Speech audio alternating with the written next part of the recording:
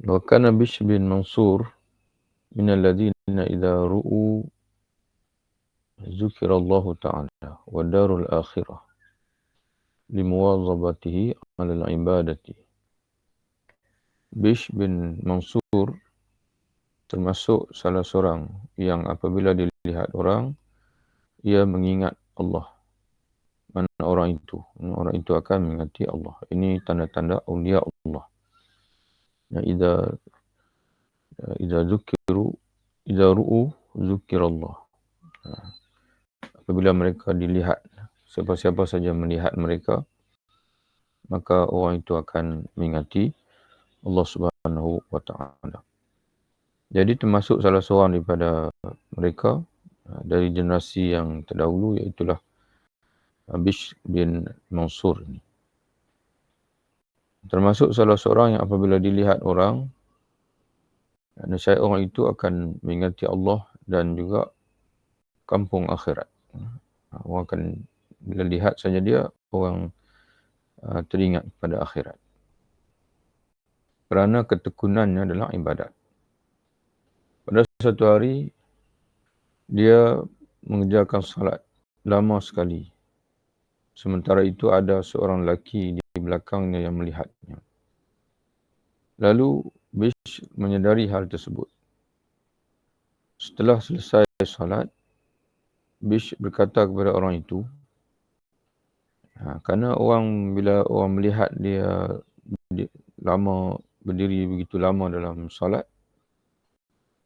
maka dan Bishr pun menyedari tentang tersebut, dan untuk mengelakkan dia berasa kagum dengan dirinya sendiri, maka dia berkata pada orang itu, apa yang kamu lihat dariku jangan sampai membuatmu ujub. Maknanya jangan sampai timbul perasaan kagum dalam dirimu terhadapku. Itu yang dimaksudkan. La yu'jibannaka ma ra'aitu minni.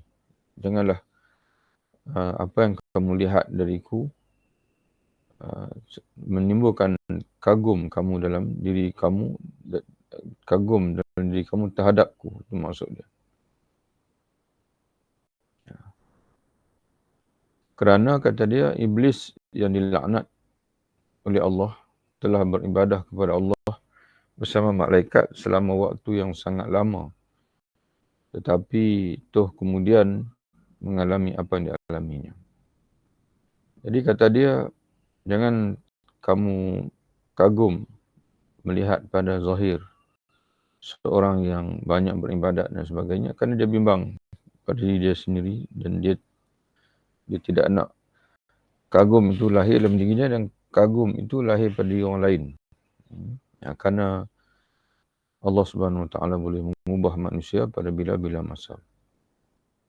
Kerana asal iblis bukannya sesat, asal iblis adalah orang yang memiliki martabat yang tinggi, satu level dengan malaikat, dan ibadatnya pun lama, tetapi kesudahannya su'ul khatimah, kesudahannya yang buruk.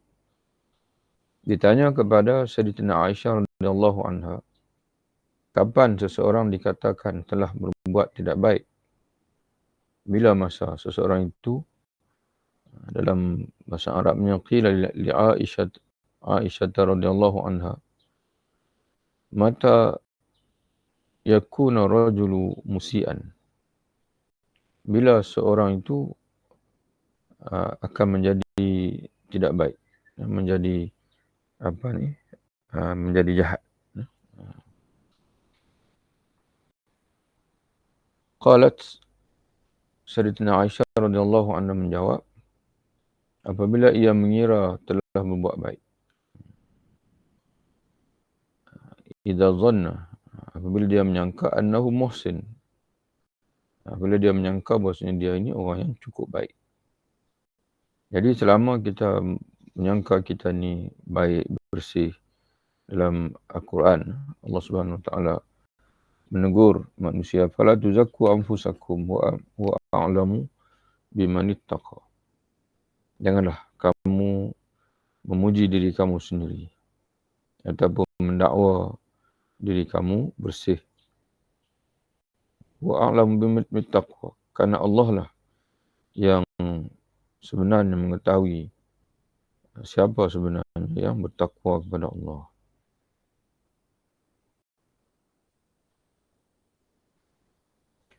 Surah An-Najm ayat 32. Fala tuzakku anfusakum huwa a'lamu biman ittaqa.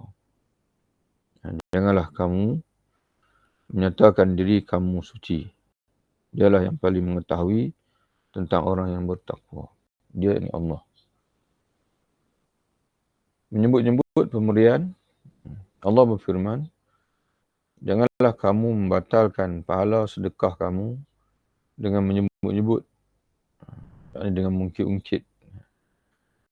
La tubtilu sadaqatikum bil manni wal adha. Janganlah kamu membatalkan, merosakkan pahala sedekah kamu bil manni dengan mengungkit-ungkit dan menyakiti perasaan si penerima. Menyebut pemberian adalah akibat dari menganggap besar sedekah dan amal perbuatan, yakni ujub. Dan jadi ini dipanggil huwal ujub, isti'azamul amal. Berasa besarnya, hebatnya amalan kita itu, kata dia huwal ujub. Itulah yang dimaksudkan dengan ujub. Kagum dengan diri sendiri. Dengan demikian jelas bahawa ujub sangat tercela. Sangat tercela kerana banyaknya dipanggil hadis ayat Quran, hadis yang melarang kita daripada sifat ujub. Dan sifat itu adalah sifat yang dielakkan oleh para awliya Allah. Para nabi, para salihin, para awliya Allah, dan para salihin. Kemudian bayanu afatul ujub. Buruknya ujub. Asalnya yang tepatnya dia terjemah afatul ujub, kerosakan yang boleh ditimbulkan oleh ujub. Afatul ujub. Jadi kalau sebelum ni tercelanya sifat ujub, jadi ada pun tajuk yang berikutnya, iaitu kesan-kesan buruk yang boleh ditimbulkan oleh sifat ujub.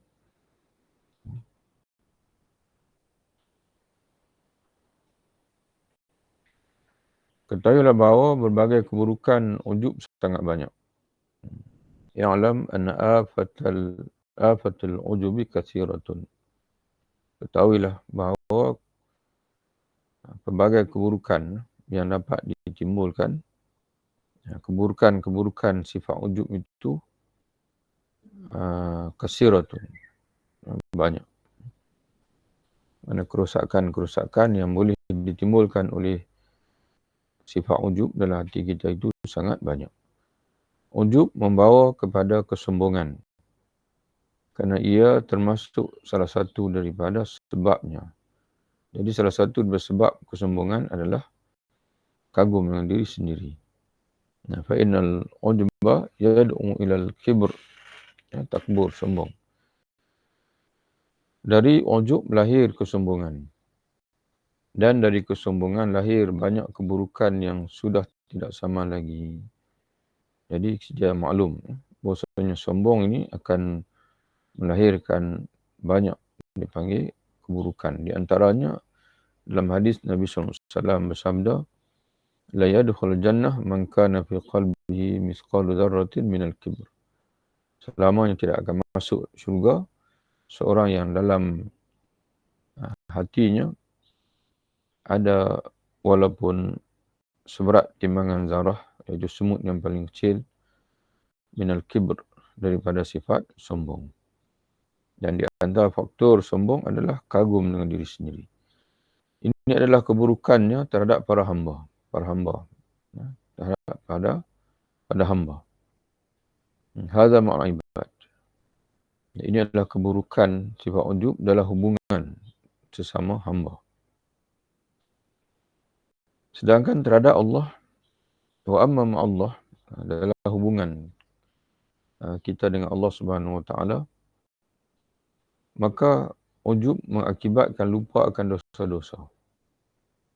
Mana dia tak rasa dia berdosa, dia rasa dia ni bersih, suci daripada dosa. Sebab dia kagum dengan diri sendiri, dia merasa diri dia tu hebat. Maka ujub mengakibatkan seseorang itu lupa akan dosa-dosa. Sebahagian dosanya tidak diingat dan tidak diperhatikan lagi kerana ia mengira tidak perlu memperhatikannya sehingga ia pun lupa. Ini punca kerana merasakan diri itu perfect, diri itu bersih. Maka kita pun tak rasa kita berdosa lagi, padahal masih banyak lagi dosa yang kita lakukan yang belum kita bertaubat. Kalaupun mengingatinya, tetapi ia menganggapnya kecil, sekalipun dia mengingati dosa-dosanya, bukan dengan sifat ujub yang ada pada dirinya itu, dia menganggap dosa-dosa itu adalah kecil saja dan tidak menganggapnya besar, sehingga jadi bila dia menganggap dosanya kecil, ia tidak berusaha menyusulinya dengan istighfar dan taubat. Jadi kita ni, kita berasa diri kita, bila kita hanya kita merasakan diri kita berdosa saja, kita akan beristighfar dan juga bertaubat. Dan itu memerlukan kepada orang yang sentiasa merasakan dirinya tidak ada apa-apa. Dirinya banyak kekurangan, banyak dosa dan maksiat. Sebaliknya ia menganggap besar dan membanggakan berbagai ibadat dan amal kebaikannya. Jadi dosa-dosa dianggapnya kecil, tetapi yang dianggapnya besar adalah amal dia, ibadat dia. Bahkan membangkit-bangkitkan amal ibadatnya kepada Allah. Mana dia mungkit-ungkit amal ibadatnya kepada Allah. Ia lupa akan nikmat. Padahal kesempatan kita untuk beribadat itu adalah nikmat daripada Allah. Bukan kerana diri kita sendiri, tapi kerana kurniaan Allah kepada kita. Kalau Allah tidak milih kita untuk beribadat kepada Allah, saya tidak wujud ibadat itu pada kita, maka tidak boleh ada dalam diri kita bahawasanya seolah-olah macam Allah memerlukan pada kita. Sebaliknya, kitalah yang memerlukan pada Allah. Ibadat-ibadat yang kita lakukan itu tidak lebih daripada kita menghargai kurniaan Allah kepada kita. Ia lupa akan nikmat Allah merupakan taufik dan perkenan dari Allah. Apabila ujub dengan amal ibadat, maka ia tidak bisa melihat cacat-cacatnya. Jadi bila dia ujub, dia kagum dengan ibadat dia, maka dia tak nampak cacat pada ibadat. Dia rasa ibadat dia itu sempurna. Siapa yang tidak bisa melihat cacat-cacat amal perbuatannya, maka kebanyakan hasil usahanya, yakni amalan-amalannya akan menjadi sia-sia. Akan menjadi sia-sia. Selepas dia beribadat, dia lupa untuk beristighfar. Dan dia lupa untuk bertawakal kepada Allah kerana dia bersandar kepada amalan-amalannya yang dia rasakan amalan-amalan dia itu sudah cukup sempurna. Kerana amal-amal yang zahir, apabila tidak bersih dari berbagai kotoran, maka jarang sekali bermanfaat. Di antaranya adalah ujub itu sendiri kekotoran. Jadi bila kita beramal kepada Allah Subhanahu Wa Taala, amal kita itu adalah zahir. Semayang sebagai contohnya, rukun semayang yang 13 itu selain daripada niat, yang lain itu semua zahir. Jadi zahir ini akan menjadi tidak bermakna, tidak bernilai di sisi Allah Ta'ala jika sekiranya batin rosak. Apabila salat itu dilaksanakan tanpa khusyuk, dilaksanakan tanpa ikhlas, dilaksanakan dengan tidak ada dipanggil perasaan takut kepada Allah. Kalau ikut Imam Al-Ghazali, khusyuk itu merangkumi 6. Yang merangkumi 6 sifat batin. Memahami, kemudian salat dengan khauf, dengan roja, dengan dengan ta'zim, mengagungkan Allah. Itu semua sifat-sifat batin yang perlu ada dalam ibadat kita. Jadi kalau sekadar zahir saja menghadap Allah SWT, tapi batin kita lupa kepada Allah, itu sebenarnya ibadat kita itu tidak sempurna. Tapi orang yang kagum dengan amalan sendiri, dengan zahir saja pun dia dah rasa sempurna, maka itu menyebabkan dia tertipu dengan amalan dia sendiri. Puncanya dengan kagum dengan amalan sendiri itu, maka dia tidak bisa melihat cacat-cacatnya. Siapa yang tidak bisa melihat cacat-cacat amal perbuatannya, amal ibadatnya, maka kebanyakan hasil usahanya, yang amal ibadatnya itu akan menjadi sia-sia. Kerana amal ibadat, amal-amal yang zahir, apabila tidak bersih dari berbagai kotoran batin tadi ini, maka jarang sekali bermanfaat. Maka kalau ada manfaat pun sedikit saja. Sekadar menggugurkan kewajipan dari mata orang lain. Orang lain akan menganggap kita ni semayang, kita tidak ada dosa besar, kita tidak fasik. Sekadar mana anggapan-anggapan duniawi. Tapi di sisi Allah Subhanahu Wa Taala, ibadat-ibadat kita itu seolah-olah seperti tidak wujud di sisi Allah kerana dirosakkan oleh kekotoran-kekotoran batin tadi. Orang yang bisa memperhatikannya hanyalah orang yang dinominasi oleh rasa takut dan khawatir, bukan ujub. Jadi orang yang dapat melihat banyaknya kecacatan pada amalan dia ini hanyalah orang yang ada rasa takut dan khawatir, bukan orang yang ada perasaan ujub. Orang yang ujub merasa perkasa dengan diri dan pendapatnya, bahkan merasa aman. Yang merasa aman dari balasan, tipu daya dan sisaan Allah. Ia mengira memiliki kedudukan di sisi Allah. Dia berasa aman seolah macam Allah tidak membalasnya, Allah tidak akan menghukumnya. Seolah macam dia jadi ahli syurga. Itu orang ujub. Dia tak bimbang lagi. Bila dia tidak ada kebimbangan, maka dia tidak berdoa kepada Allah. Dia tidak mengharap kepada Allah. Kerana dia seolah-olah seperti yakin bahawasanya dia akan selamat daripada azab Allah. Padahal manusia ini tidak akan dapat mengelak daripada pembalasan Allah dan juga sisaan Allah. Yang mengira memiliki kedudukan di sisi Allah, memiliki kurnia di sisi Allah dan merasa memiliki hak dengan amal-amalnya yang notabene merupakan salah satu nikmat pemberiannya.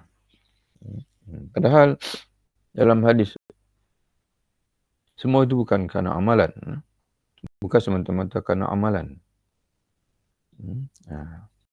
Kurniaan Allah, syurga Allah, bukan semata-mata kerana amalan, tapi kerana rahmat daripada Allah. Jadi amalan ini hanyalah kunci saja. Kunci saja untuk kita mendapat rahmat daripada Allah.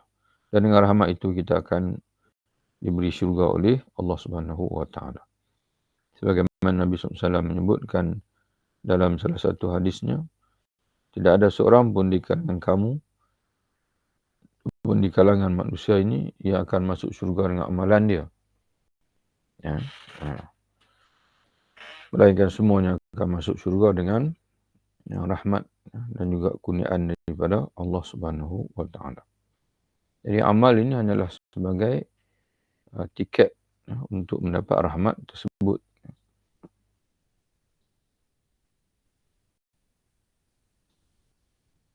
Ujub telah mengajaknya memuji dirinya dan menyatakan kesucian diri jiwanya.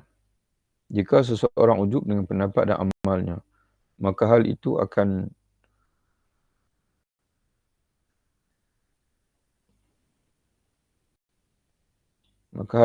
menghalanginya dari mengambil manfaatnya. Di samping menghalanginya dari minta pendapat.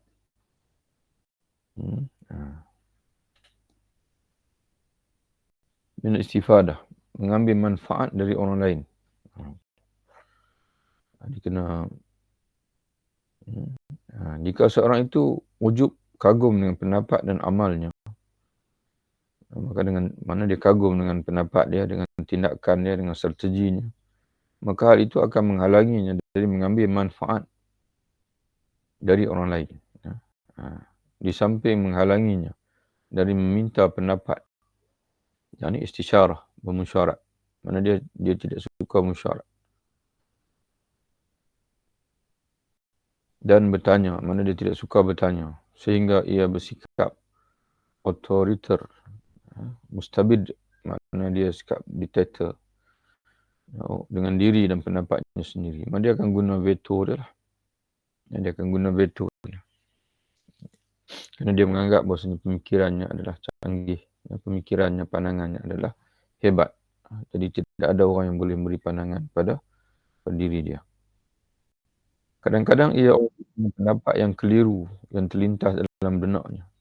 Mana pendapat yang salah, yang keliru pun dia merasa kagum. Asalkan benda itu datang daripada dia.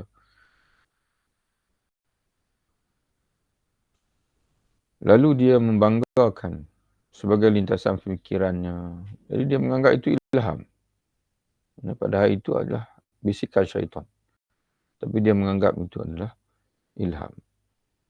Bisikan syaitan, ilham, Allah tidak akan masuk dalam hati yang sombong, hati yang kagum, hati yang jauh.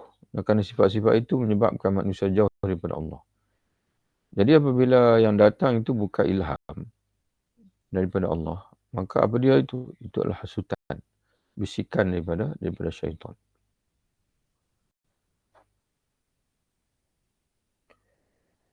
Sehingga dia mempertahankannya walaupun salah dan tidak mau mendengar nasihat siapa pun, bahkan memandang orang lain dengan pandangan meremeh-remehkan dan menyalahkan.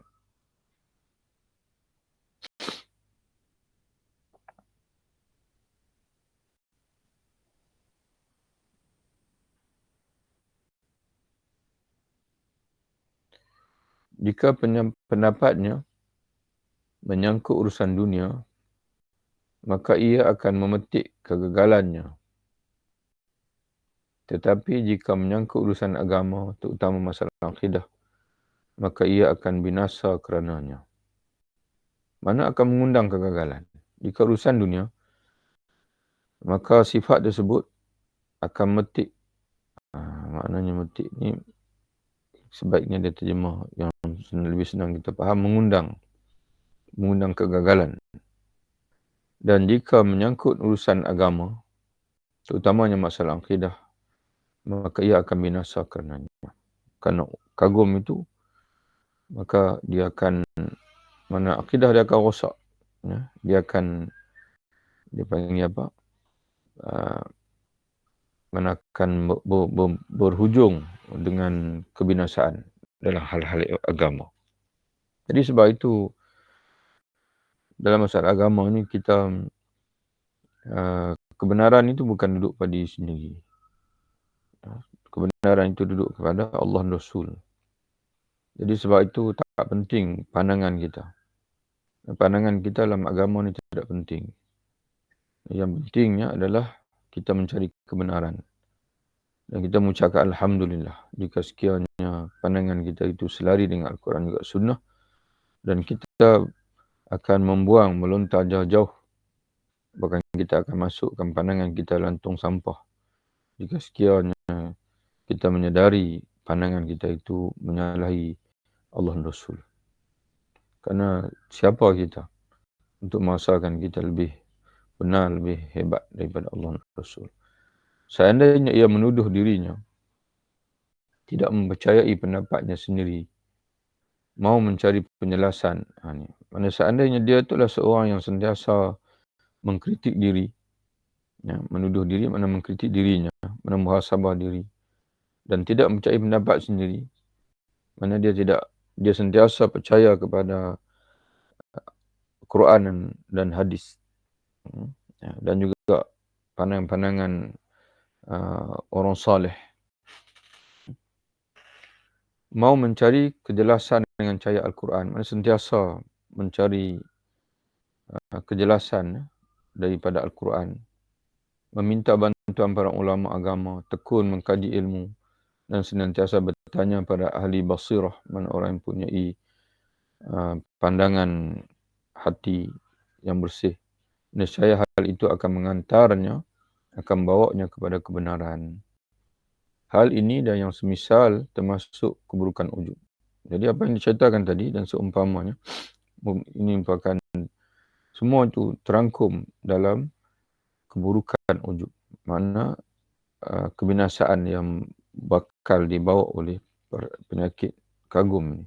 Dan kerana itu termasuk hal yang binasakan. Di antara keburukan yang paling besar ialah membuat orang malas berusaha kerana mengira telah sukses, telah berjaya. Dan cukup padahal, masa dia telah cukup, padahal ia merupakan kehancuran yang nyata. Makna malas ini, makna malas tidak mau berusaha lagi, itu merupakan kehancuran, kerugian yang sangat nyata.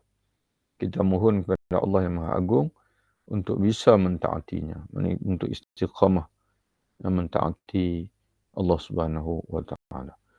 Jadi demikianlah selesai kita tajuk pada ini, iaitu bayan afatil ujub. Kita sambung lagi insya-Allah dalam bacaan yang kesempatan yang lain. Wabillahi taufik. Assalamualaikum warahmatullahi wabarakatuh. Jumpa lagi insya-Allah. Waalaikumsalam Ustaz. Waalaikumsalam Ustaz. Terima kasih Ustaz. Waalaikumsalam warahmatullahi wabarakatuh.